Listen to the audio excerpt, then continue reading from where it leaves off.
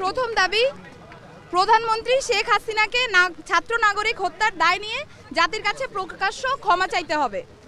দ্বিতীয় দাবি, আইন শৃঙ্খলা রক্ষাকারী বাহিনী ও দলীয় ক্যাডার এবং সন্ত্রাসী কর্তৃক ছাত্র নাগরিক হত্যার দায় নিয়ে স্বরাষ্ট্রমন্ত্রী আসাদুজ্জামান খান কামাল, সড়ক পরিবহন ও সেতু মন্ত্রী ওবায়দুল কাদের, শিক্ষামন্ত্রী মহিবুল হাসান চৌধুরী নয়ফেল, আইনমন্ত্রী আনিসুল হককে মন্ত্রী পরিষদ থেকে পদত্যাগ করতে হবে।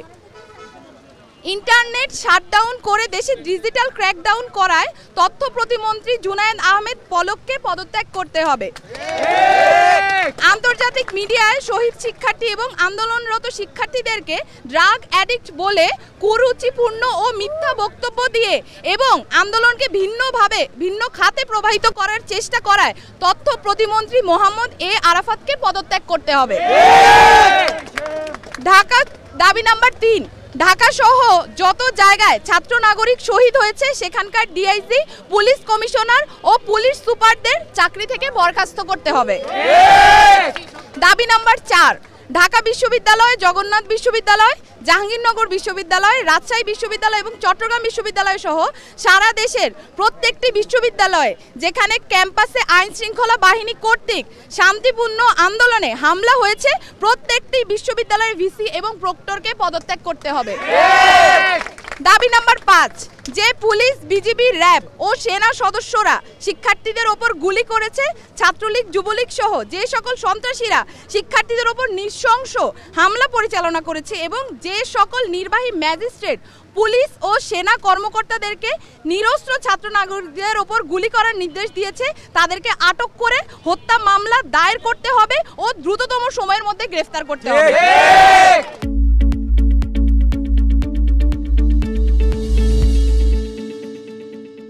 দাবি নাম্বার 6, দেশব্যাপী যে সকল ছাত্র নাগরিক শহীদ ও আহত হয়েছে তাদের পরিবারকে অতি দ্রুত সময়ের মধ্যে যথাযথ ক্ষতিপূরণ প্রদান করতে হবে।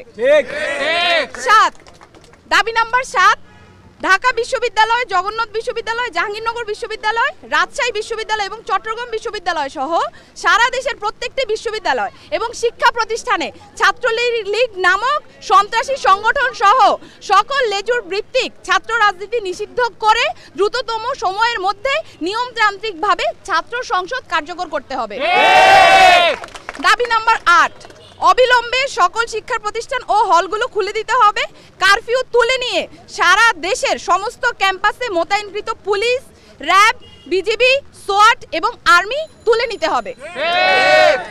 দাবি নাম্বার 9, বৈষম্য বিরোধী ছাত্র আন্দোলনের সাথে সম্পৃক্ত শিক্ষার্থীদের একাডেমিক ও প্রশাসনিক কোনো ধরনের হয়রানি করা হবে না এই মর্মে অঙ্গীকার করতে হবে। ইতিমধ্যে গণগ্রেফতার ও পুলিশি হয়রানির শিকার সমন্বয়ক বৃন্দ ও ছাত্র নাগরিকদের অবিলম্বে মুক্তি দিতে হবে ও সকল মামলা প্রত্যাহার করতে হবে।